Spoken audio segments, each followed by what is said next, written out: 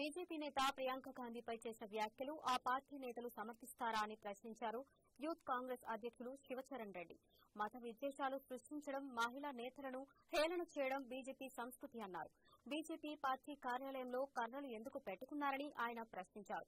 మేము నిరసనకి వెళ్తే మాపై దాడి చేయాల్సిన అవసరం ఏమొచ్చిందంటున్న యూత్ కాంగ్రెస్ అధ్యక్షులు శివచరణ్ రెడ్డితో మా ప్రతినిధి భవిత ఫేస్ టు ఫేస్. ప్రస్తుతం మనతో పాటు ఉన్నారు యూత్ కాంగ్రెస్ ప్రెసిడెంట్. సార్ చెప్పండి, మీరు బీజేపీ నేత చేసినటువంటి వ్యాఖ్యలకి మీ నిరసనగా ఈరోజు బీజేపీ ఆఫీస్ ముచ్చటించాడు, అక్కడ తీవ్ర ఉద్రిక్త పరిస్థితి నెలకొంది. ఇలా చేయొచ్చు అంటారా? మహిళల పైన అలాంటి వ్యాఖ్యలు చేయొచ్చా? వాళ్ళ ఇంట్లో అమ్మాయిలు లేరా, అమ్మ లేదా, చెల్లి లేదా, భార్య లేదా, ఇలాంటి మాటలు మాట్లాడడం ఏంది? దీనికి మేము నిరసనగా శాంతియుతంగా మేము అక్కడికి ర్యాలీగా వెళ్తే వాళ్ళే కర్రలు తీసుకొని ఆఫీస్లోంచి బయటకు వచ్చి మా కార్యకర్తలపైన దాడి చేసినారు. చాలా దారుణమైన విషయం ఏంటంటే మా కార్యకర్తలకు తీవ్ర గాయాలైనాయి. సో మేము అసలు దీన్ని వదిలిపెట్టాము.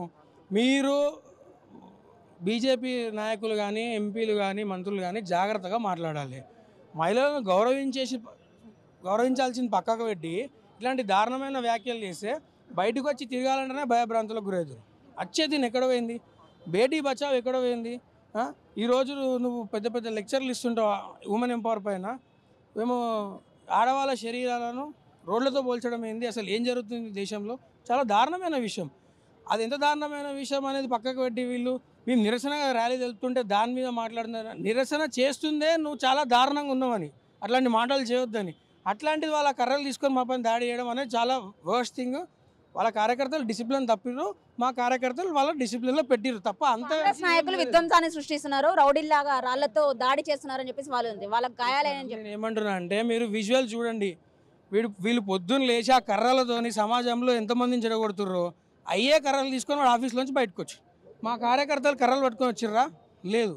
ఫ్లాగులు భుజాల మీద వేసుకొని వచ్చి నిరసన తెలుపుతూ ప్లక్కార్డు పట్టుకున్నాం తప్ప మా దగ్గర కర్ర లేదు.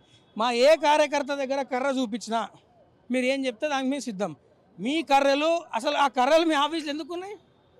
ఆ కర్రలు మీ ఆఫీస్లో ఎందుకున్నాయి? మీరు అడగాల్సిన క్వశ్చన్ వాళ్ళను.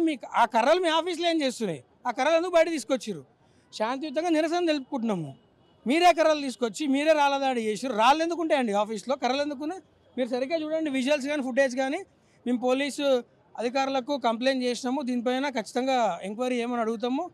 మేము అసలు దీన్ని వదిలిపెట్టాము. మహిళలపైన ఎట్లాంటి వ్యాఖ్యలు చేస్తే ఇంకా తీవ్రంగా వాళ్ళను అడ్డుకుంటాం, కానీ అసలు వాళ్ళని వదిలిపెట్టే ప్రసక్తే లేదు. ఫైనల్గా బీజేపీ నేతలకు ఏం చెప్పదలుచుకున్నారు? మహిళలను గౌరవించడం నేర్చుకోమనండి. దాని తర్వాత వాళ్ళు రాజకీయాలు చేయాలి.